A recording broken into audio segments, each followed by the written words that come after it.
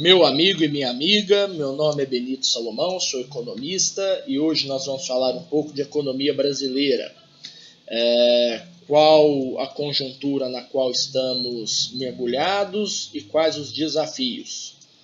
Bom, a presidente Dilma Rousseff, ao longo da campanha e até antes, ela vem culpando o mau desempenho da economia brasileira ao setor externo, a recessão dos países desenvolvidos e a desaceleração dos emergentes, por um lado, e vem culpando os pessimistas pelo outro.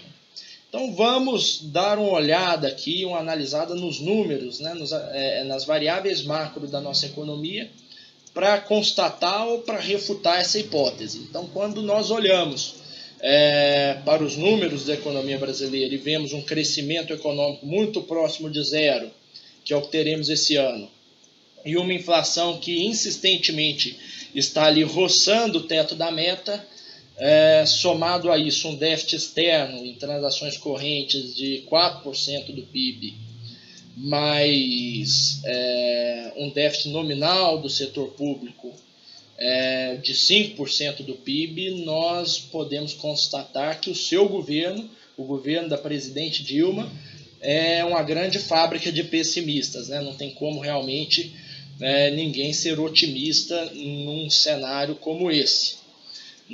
Diante disso,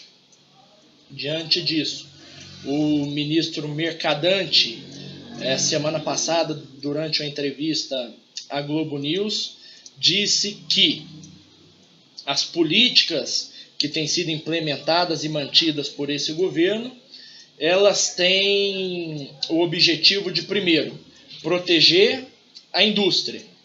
Bom, desse ponto de vista, essas políticas são um verdadeiro fracasso.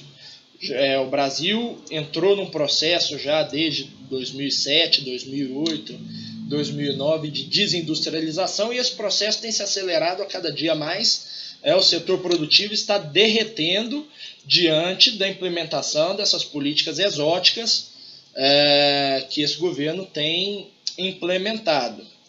Ele disse ainda que o objetivo da orientação da política macroeconômica é proteger o emprego e a renda. Bom, do ponto de vista do emprego, a maior crítica que se faz é com relação à rotatividade e com relação aos cargos gerados, aos empregos gerados, em sua maioria, serem empregos de até 2 salários mínimos.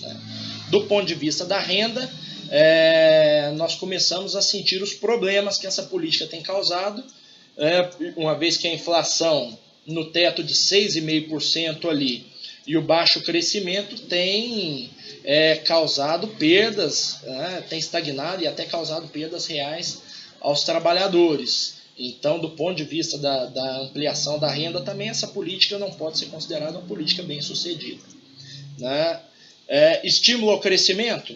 Muito difícil defender, advogar a respeito disso, uma vez que a economia brasileira ela já vem desde 2011 ali numa trajetória de crescimento muito ruim, muito medíocre, e agora é muito ruim, recessão. Então, diante disso, qual é o que o governo propõe? Bom, o governo propõe mais do mesmo. O governo propõe continuar expandindo gastos públicos, continuar expandindo crédito, uma aposta no consumo que já se esgotou, e não se esgotou agora, se esgotou em 2011, e o governo defende a manutenção desse tipo de política, e é exatamente o que produziu o que nós estamos vendo agora. Então, o diagnóstico errado de que o Brasil cresce pouco por falta de demanda, ele não é verdadeiro. O governo, ao estimular os gastos públicos, na verdade, ele está só substituindo o privado, porque o investimento privado está indo embora nesse cenário de pessimismo, o investidor privado ele olha para a economia brasileira, ele vê que a economia brasileira precisa de um ajuste. E quando esse ajuste ele é retardado, ele é postergado, o investidor cético, ele entesoura o seu recurso, ele não vai gastar, ele não vai investir, ele não vai colocar, e isso causa exatamente isso que nós estamos vendo.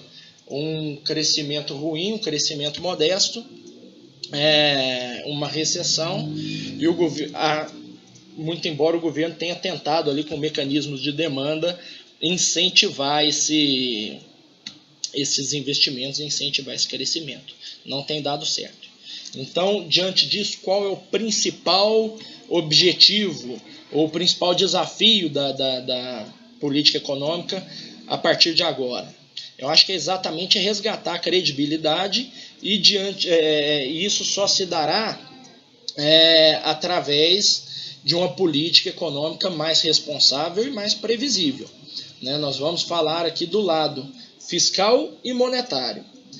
Do lado fiscal, o governo anuncia um ajuste que deverá ser feito do lado dos impostos, ou seja, o governo, para produzir o seu superávit primário que ele não tem produzido ao longo dos seus 4 anos, ele pretende aumentar impostos. Bom, é uma forma. Eu não acredito que seja a melhor forma. Eu acho que o ajuste fiscal ele deva se dar do lado do gasto. E ajustar do lado do gasto, gente, não significa, igual muita gente está dizendo aí, cortar benefício social. Não é isso. Cortar do lado do gasto significa romper com desperdício, alocar melhor os recursos. Isso é perfeitamente possível. Ou existe uma elevação de gastos de custeio ao longo desses anos aí, você pode cortar por aí, não necessariamente significa ali que você vai cortar do social, vai cortar da saúde, da educação, não é nada disso. Então eu advogo um ajuste fiscal do lado do gasto. O problema disso é que você não consegue fazer isso a curto prazo. A curto prazo o gasto é rígido. Você precisa fazer com que esse gasto cresça em proporção menor do que o PIB. Ou seja, num cenário em que o PIB cresce 0, você precisa diminuir gasto realmente. Do ponto de vista monetário, é preciso resgatar a credibilidade do Banco Central. E aqui eu vou dizer para vocês,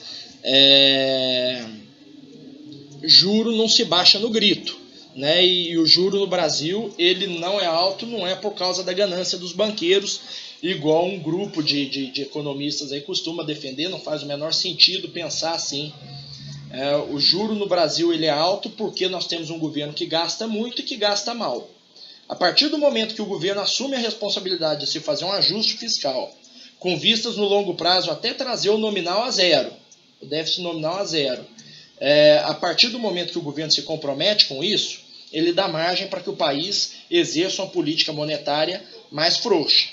Agora, enquanto o país continuar com o seu expansionismo fiscal, é impossível que o Banco Central possa exercer uma política monetária mais frouxa. E quando ele o faz, igual fez agora, ao longo desses 4 anos, a consequência disso é muito ruim para a economia, porque nós temos uma aceleração inflacionária que hoje roça o teto da meta com represamento de preço, que era uma coisa que não se via no Brasil há mais de 20 anos já.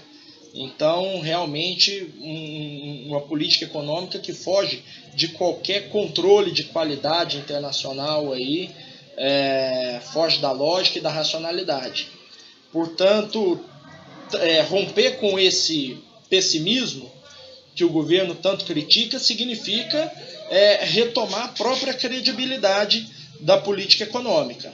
E retomar a credibilidade da política econômica perpassa por melhorar a qualidade da política fiscal, diminuindo o déficit nominal, trazendo de volta o superávit primário e com vistas a baixar juros a longo prazo e trazer de volta a previsibilidade para a nossa economia e com isso a credibilidade.